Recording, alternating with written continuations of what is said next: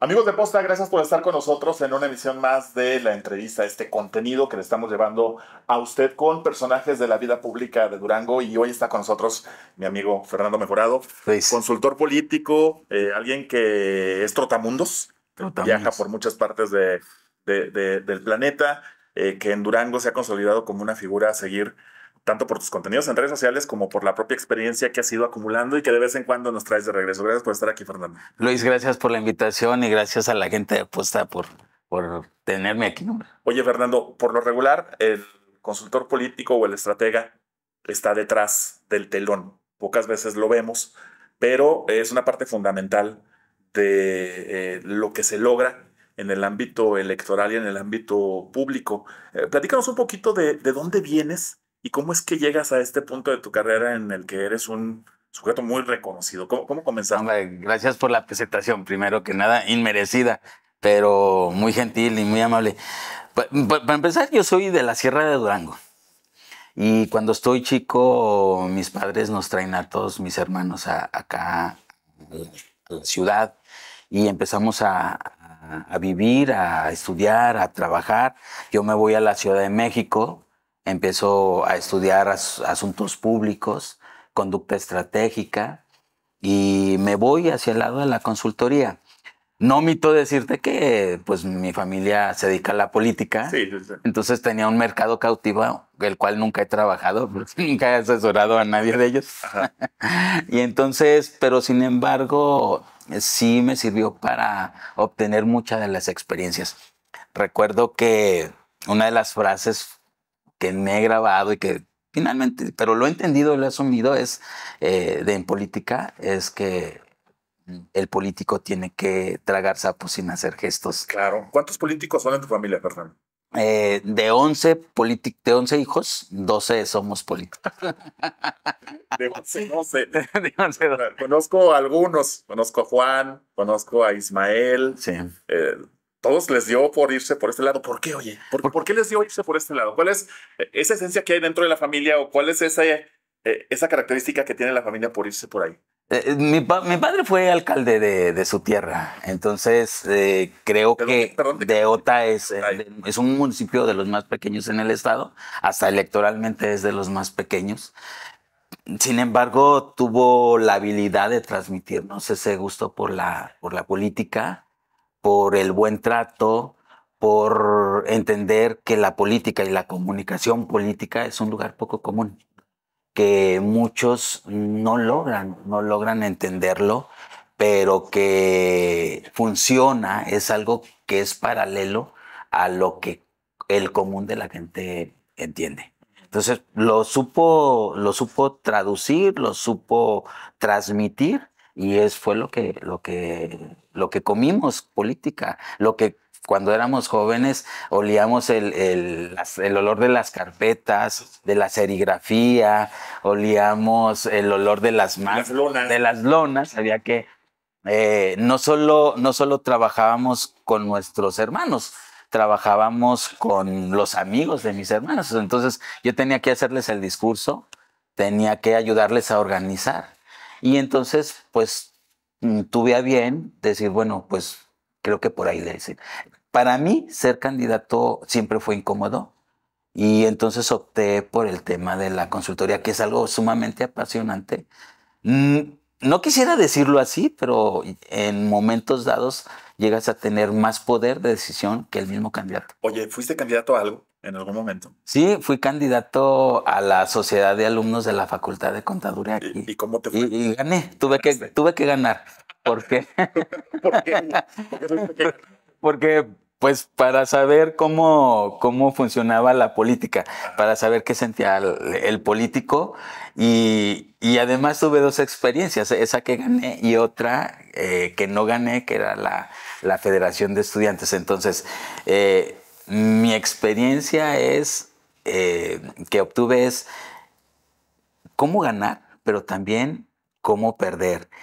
Y qué experiencias tienes cuando pierdes, porque el análisis de cuando pierdes es mucho mayor. Claro. Oye, que por cierto, y hago ese apunte, la Federación de Estudiantes no es cualquier cosa. Estamos hablando de que son actualmente alrededor de unos 25,000 alumnos los que representan Una Durango. diputación local. Sí, o más población que cuando menos unos 15 municipios, ¿no? Desde Durango. Sí, me tocó el tiempo en que hubo un acceso inusitado al recurso que utilizaban los candidatos. Entonces teníamos que hacer no solo estrategia política, sino estrategia de financiamiento.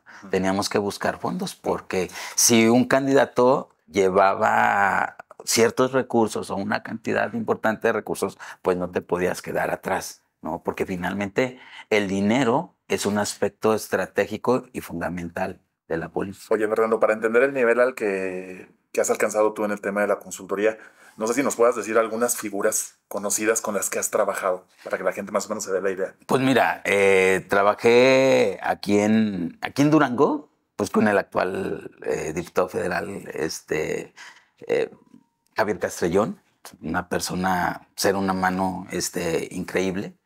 He trabajado aquí para gobiernos de los estados, para varios gobiernos de los estados. Con los gobernadores directamente. Con los gobernadores, apoyándoles con información estratégica para la toma de decisiones estratégicas y la conformación de la comunicación de un gobierno importantísima para la gobernabilidad y esos aspectos importantes de esa institución. ¿Fuera del país con quiénes? Fuera del país me ha tocado trabajar en varios países como República Dominicana, he podido trabajar en Colombia, he podido trabajar en Argentina. Soy consultor de la Unión Europea para asuntos estratégicos de la región del Caribe desde el 2011. Entonces... Por eso tanto andas allá en aquellas playas. No, bueno, he tenido la obligación que asistir por fuerza has tenido que ir a... Es que luego la gente se ríe, pero la verdad es que, bueno, me tocaron también dos tipos de campaña. Las campañas que tenías que llevar todo un equipo de producción, llevabas un equipo importante de diseñadores, los que elaboraban los discursos. Muy apenas, estoy hablando de inicios del 2000, se utilizaba el Messenger, pero era una capacidad mínima, era nada más para comunicarse. Ya hacia cerca del 2007, 2008, empezó el Messenger a tener imágenes de fotografía y luego video y así. Luego irrumpen las redes sociales. Entonces me tocaron las campañas, como tú bien lo dijiste, a través de ser Trotamundo, pero luego cambiamos a una campaña en la que no hay necesidad a veces, ¿no? Es que no, sí hay que estar, o al menos yo necesito estar en territorio, necesito, ¿cómo le abren la puerta los electores a los candidatos? Necesito ver la mirada de esos electores sobre la propuesta que emite puerta a puerta o en algún mitin del político. Quizá soy un chapado a la antigua, pero que lo he podido combinar con campañas que son 85% digitales. El ejemplo, el actual alcalde de Puerto Escondido, que fue casi un 90% de puras redes sociales. Sin televisión tradicional, sin radio. No, porque ellos tienen sus reglas electorales diferentes a las constitucionales. Acuérdate que hay usos y costumbres allá. Sí. Entonces el comité elabora sus propias reglas y decidieron en esa convocatoria que no podías usar medios de comunicación masivos. Oye, que es increíble en muchos sentidos porque pensaría uno que quizás si hay una brecha de rezago, estaría ahí, ¿no? En esos Oaxaca poblacionales. Y terminó siendo una campaña casi completamente por medio. Y logramos ganarla, o al menos, si se puede ser humilde, estuve ahí donde se ganó la elección, haciendo aportaciones de microcampañas de activismo digital, haciendo aportación al discurso, a construir la narrativa y que esa narrativa lograra bajar hacia las estructuras de promoción y de movilización. Fernando, un punto que me parece muy importante y clave tocar en entrevistas como esta es el de la familia.